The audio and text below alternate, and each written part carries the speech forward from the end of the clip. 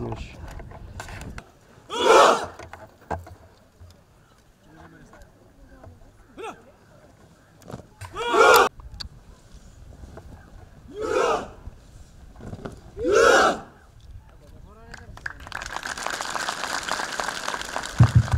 ሞራል ስጧቸው የማረሚያ ቤት የፖሊስ አባላት በስራ ሂደት ውስጥ የጥበቃ የደህንነት የፍተሻ የማረምና ማን በርካታ ተግባራትን የሚያከናውኑ ናቸው ግን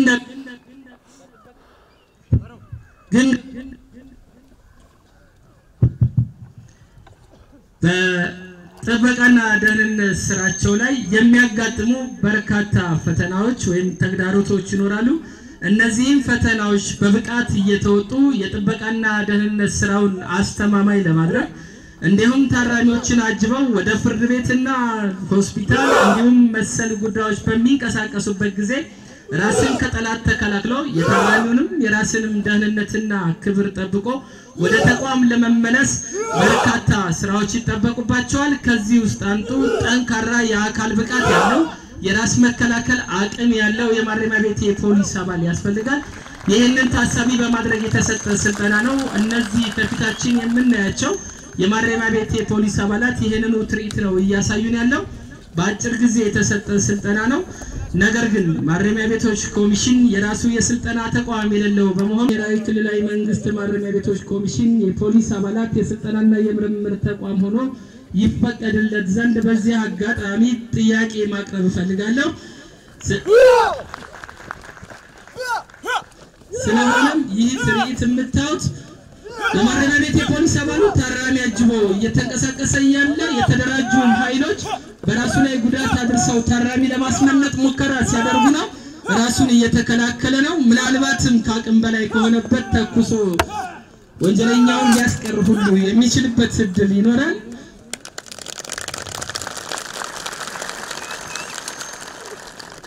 እስረኞች እያመለጡ ነው ቱታ ለብሰው እግሩን እየመታው ነው በተማረው ትምህርት መሰረት ማለት እስረኞቹ ተመተዋል ወንበዴዎቹም ወድቀዋል ስለዚህ የራስ መከላከል አቅሙን አሳድጎ የታራሚዎችንም ጥበቃ አጠናክሮ በዚህ ደረጃ መስራት የሚችል የማረሚያ ቤት ፖሊስ ያስፈልጋል ማለት ነው ስለዚህ ሞራል ያስፈልጋቸዋል ሞራል